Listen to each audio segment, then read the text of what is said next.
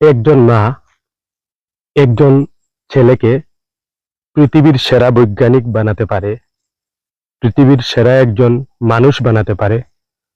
তার একটি গল্প আজ বলবো। একজন ছাত্র ছিল, যে ছাত্রটি একদিন স্কুল থেকে একটি চিঠি হাতে করে নিয়ে তার মায়ের কাছে দিয়েছিল এবং মাকে বলেছিল, মা, এই চিঠিতে কি? তখন ওই বাচ্চাটির মা বাচ্চাটিকে বলেছিলেন, বাবা, এখানে তোমার স্যার লিখেছেন স্কুলে তোমাকে পড়ানোর মতো কোনো যোগ্য শিক্ষক নেই। স্কুলে যেগুলো পড়ানো হয় ওইগুলি সবই তুমি পারো, সবই তুমি জানো। তাই আজ থেকে আর তোমাকে স্কুলে যেতে হবে না। ওই বাচ্চাটি আর স্কুলে গেল না।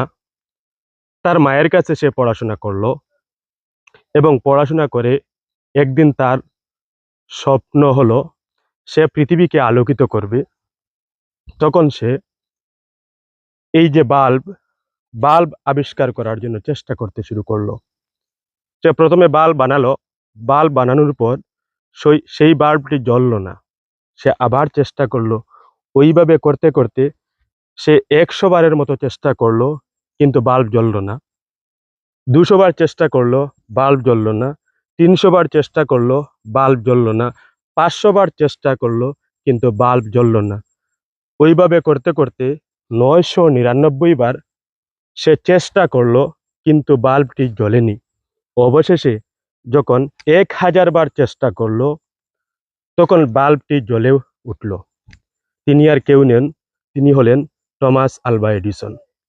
যে টমাস আলভা এডিসন এই পৃথিবীকে আলোকিত করেছিলেন, পৃথিবীকে অন্ধকার থেকে আলো দেখিয়েছিলেন, সেই টমাস আলভা এডিসন একদিন যখন তার মা মারা যান, মা মারা যাওয়ার পর হঠাৎ তার চোখে পড়ে ওই বাল্যকালের চিঠিটি, যে চিঠি তিনি নিজ হাতে এনে তার মায়ের কাছে দিয়েছিলেন। ওই চিঠিটি খুলে দেখে তিনি হতভম্ব হয়ে পড়েন। তিনি দেখতে পান ওই চিঠিতে লেখা আছে যে আপনি আর আপনার ছেলেকে শিক্ষকে স্কুলে পাঠাবেন না, কারণ আপনার ছেলের মতো দুষ্ট কোনো ছেলে আমাদের স্কুলে নেই। ওই ছেলের মতো দুষ্ট ছেলেকে আমরা আর স্কুলে পড়াবো না। তখন তার চোখে জল এসে যায় এবং তিনি কান্না আরম্ভ করেন। কিন্তু সেই দিন তার মা যদি তাকে এই কথাগুলো বলতেন, হয়তোবা আর তিনি এত বড় একজন বৈজ্ঞানিক হতেন না।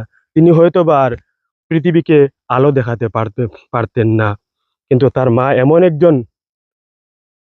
একজন ব্যক্তি ছিলেন, যিনি তাকে এই পৃথিবীর আলো দেখানোর জন্য সাহায্য করেছিলেন। তিনি তাকে মোটিভেট করেছিলেন, যিনি তাকে অনুপ্রেরণা দিয়েছিলেন।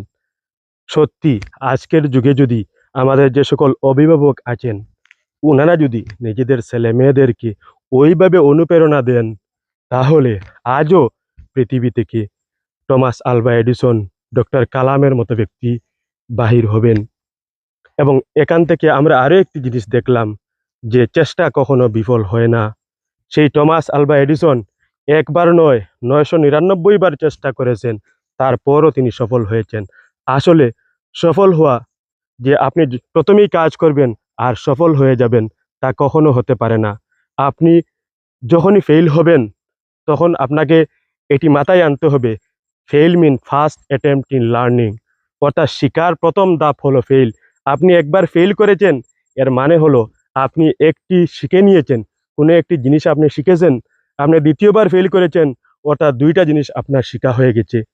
এবং আমাদেরকে ওই কথাগুলো যদি আমরা আমাদের জীবনে বাস্তবায়িত করি, তাহলে আমি মনে করি আজও আমাদের এই পৃথিবী থেকে টমাস আলভা এডিসন, তারপরে এই আইজাক নিউটন, এদের মতো ব্যক্তিত্ব আজও আমাদের পৃথিবী থেকে জন্ম নেবে।